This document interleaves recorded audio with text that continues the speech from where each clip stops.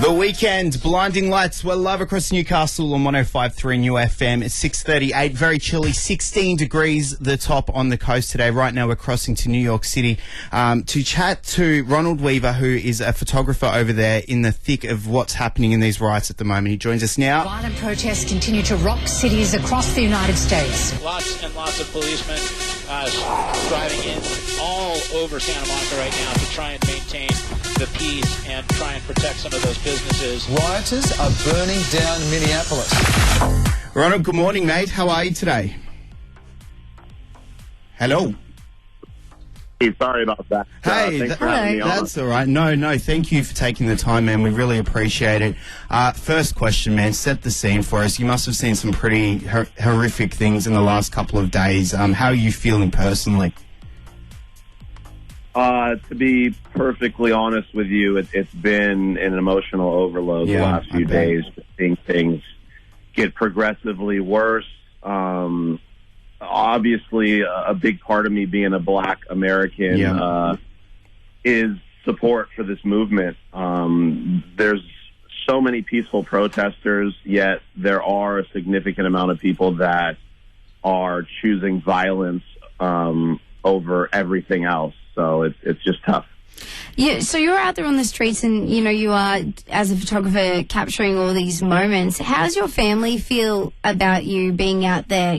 Obviously your mother would be worried about you. Do you sort of think about your safety?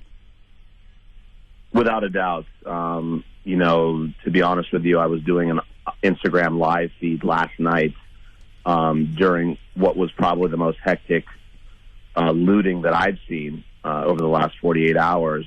And my mom was writing in the Instagram feed message areas to, get out of there and, what are you doing? And I was so wrapped up in the moment, I didn't even see that. And I got a call from my girlfriend, and she was sternly like, you got to get out of there. And I kind of snapped out of it and kind of got away from the mayhem. But, yeah, every single moment is potentially dangerous to bodily harm, glass bottles flying, police rushing crowds, and just, at a certain point, once they get fed up, they're running at the crowds and pushing and hitting and not asking any questions. Now, obviously, that's your journalistic instinct that's, keeping you there in a way. Do you think that, sort of along those same lines, do you think that this situation or the anger has been exacerbated or made worse because of all of the people who have been sort of stuck in lockdown for a long period as well, and then this awful incident happens, and this is all snowballing to become a much worse powder keg? No question about it. I've had this discussion, obviously, with many people, just the fact that it's just the perfect storm. It's just this crazy recipe of unprecedented events coming together to just make things so difficult to contain. Here in New York, obviously the COVID hit extremely hard, and I was out in the streets during that time when it was pretty dangerous, not the same kind of danger, but a different danger. And, New Yorkers took it as well as they could. I feel like America has done really well considering, the response to this, aside from some of the protests to open up, which, at this point I understand, the economy is essential, people are just as, they have the possibility of losing their lives from poverty, just like COVID could take their lives. So at some point it's you got to open up. But anyway, when these things come together, you just got people with all this pent up emotion. And, obviously a lot of it is George Floyd. A lot of it is of course brutality. But, when you throw in COVID and all this financial stress, uncertainty, it's like matches with gasoline, with petrol, as you guys say. Yeah. Ronald, I've got to ask you this. Obviously, the White House has reacted to this whole situation in a pretty shocking way. So it's become just so politicized, and it's so wrong because it really is, I think, a human rights issue, what's happened here. Where do you see this going in the next couple of weeks? What do we see at the end of all of this? Well, I'm a pretty active person politically, and I've tried very, very hard to keep my politics out of my documenting of this situation, which is difficult, right? Because a lot of this stuff is political. But the White House, obviously, in my opinion, has taken it to another level. It's always a scapegoat thing, this far left Antifa thing, and this and that, blaming this and that person, and it's really hard to predict where this is going to go. I've had this conversation as well. Like, it's hard to see things de-escalating naturally. That's not going to happen. Like, maybe some officials are hoping that people will just get this out of their system just goes away, and it'll blow over. This isn't going to blow over. Nor they're should mobilized. What's that? Nor should it just blow over. I mean, sometimes we need to go through these experiences in life to draw attention to, a problem that's really been bubbling away there for decades and decades and hundreds of years.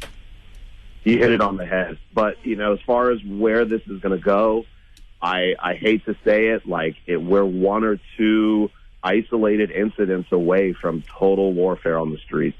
As well as I do, our history with guns and the prevalence of guns, and all it takes is one situation where a shootout breaks out, and with social media and technology, that news gets spread out instantly, and it just galvanizes that sort of behavior everywhere else within, an hour. So I'm just worried that if things don't get, contained soon, they can blow out of control. I'm seriously worried about things escalating to the next level. Ronald, so I guess a couple of questions, and obviously on the ground, what's the go with the process? Is someone leading them? What's the word on the street? Is there a meeting point where everyone is sort of rallying, or is it just sort of people coming all together, just sort of, and then creating mass groups? Do you know what I mean? How is it organized? How's it organized, basically? It's definitely a mixture of many things. So I've also talked about this quite a bit. You guys are so spot on with your questions. It's scary. Obviously leadership is needed because a lot of people are feeling these emotions and need a voice to tell them what they need to be doing, how they need to be doing it, what not to do, remind them of what the issue is, and reiterate what this movement is about. And there is a little bit of that. I've gotten many texts from friends and people close to me that, show times and areas that people are congregating at different times during the day.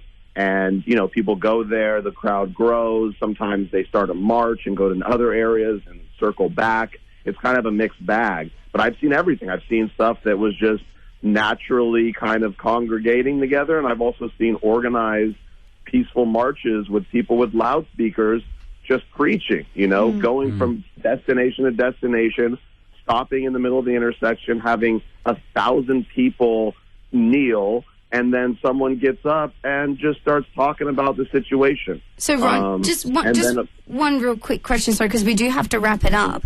What's going to take for the riots to stop? What does the people want? What do the people want? Yeah, obviously we don't want, racism and all that sort of thing, but what's it going to take for the riots to end?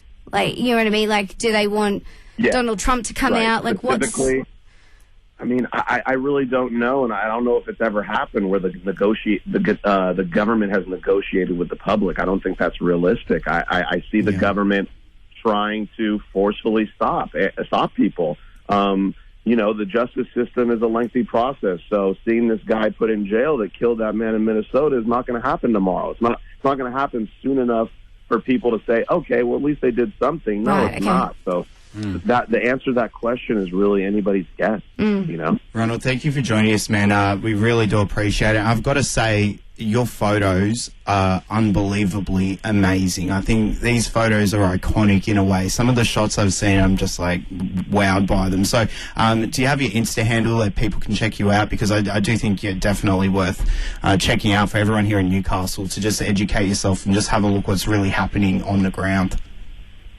I really appreciate those words, and I've been so wrapped up in this interview that I forgot about giving a shout out to myself, which isn't important, but I really would hope that some of your listeners will come to my page and check out what I've been doing, because that's why I'm doing it, is to give people a true vision of what's happening. But on Instagram, my handle is RW2 Productions, RW2 Productions, and my name is Ronald Weaver II, like Roman numeral 2. That's me. Awesome, man. Thank you Thanks, so Ronald. much. Keep safe, man, and good luck with everything. Please go check him out. They're incredible photos. Love it or loathe it. Up next here at New FM. Good morning. Jade, Maddie and Crevo when you wake up.